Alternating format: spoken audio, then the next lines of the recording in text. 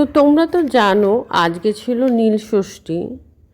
তো এই নীলষষ্ঠী সাধারণত চৈত্র সংক্রান্তি চড়ক উৎসবের দিন পালন করা হয়।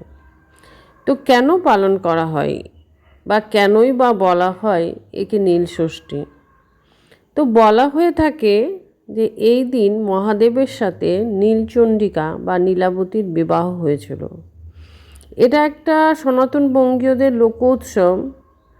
তো মহাদেব তো নিজেই নীলকণ্ঠ, তো নীলাবতীর সাথে সেই দিন বিয়ে হয়েছিল বলে, এই দিনে বিয়ে হয়েছিল বলে এই দিনটা নীলষষ্ঠী নামে পরিচিত।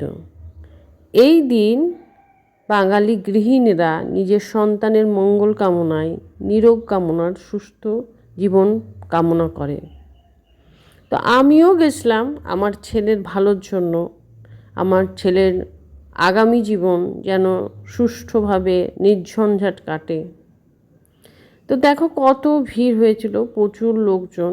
আমার একটু দেরি হয়েছিল, তবে একটা মজার জিনিস যেটা আমি জানতাম না, তো এখানে এসে জানলাম। তো বলছে যে কানে কানে কিছু বললে নাকি তার মনের ইচ্ছা